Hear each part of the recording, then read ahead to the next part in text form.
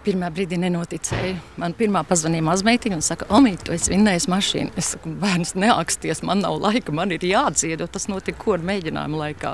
Bet pēc tam, pēc dažām minūtēm sāka zvanīt visi citi radio un draugi, tad es sapratu, ka laikam tā ir.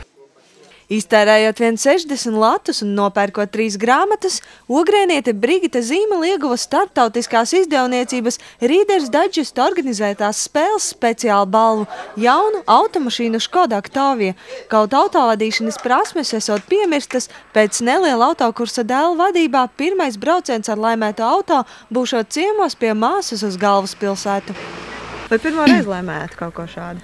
Jā, es vispār ļoti atturīgi pret visādām šādām izlozēm es spēlēju. Es neesmu azartiskais spēlētājs, bet tad, kad man pienāca šī vēstulīte konkrēti man, un kad es izlasīju tiešām no pirmā līdz pēdējām teikumam visu, un redzēju to cilvēku vārdus, uzvārdus, ja, kas uzskaitīja, kas tiešām ir vinnējuši iepriekšies, tad es saprotu, bet kāpēc gan ne? Šī ir ļoti godīga un laba spēle. Un tad es vienkārši izlēmu, man taču nav grūti aizsūtīt precīzi laikā vēstulīti un izvēlēties kādu jauku grāmatu sev. Un pēc tam varbūt paliks bērniem, ja es viņu nenolietošu mazbērniem. 17. janvārī grāmatnīcā Ogres Auseklis tika sveikti visi 3 lielo laimestu ieguvēji jau 4. Grand Prix loterijā. Apgāds Jumava spēli atbalstot jau kopš 2010. gada, izdodot grāmatas latviešu valodā. Spēles būtība ir patiesībā sakot, ka cilvēki tiek uzaicināti piedalīties grāmatu klubā, un tie, kas atsaucās, tie piedalās, un viņi iegādājās vērtīgas grāmatas jūs varētu šeit apskatīt, un laimīgie tiek izlozēti. Ja tas, patiesībā sakot, tas kluba dalībnieku skaits ir neiedomājami liels. Liekas, Latvija nav tik liela, bet cilvēku un atsaucību un vēlme iegādāties grāmatas ir liela. Nu, tad, kad viņi ir iegādājušies un piedalījušies, tad lūk nāk šis saldējs ēdiens.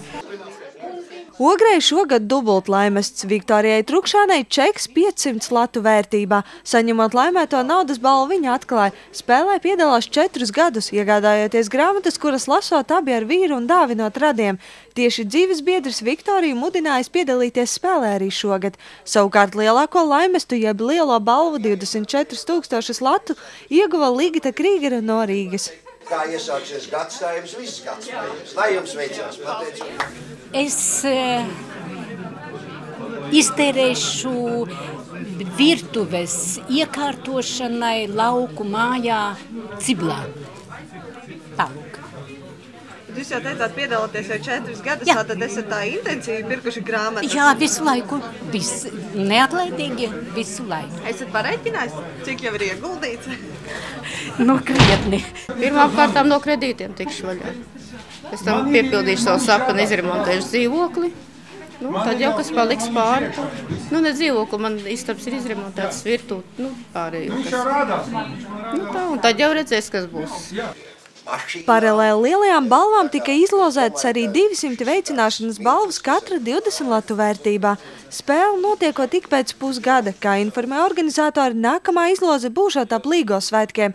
Atsaucoties uz Reader's Digest uzaicinājumu, Apgāds Jumava 2014. gadam esot uzņēmies sev izaicinājumu sagatavot vietējās grāmatas. Pirmā varētu būt par maestro Raimondu Paulu. Laura Liepiņa, Artis Upe, Ogres televīzija.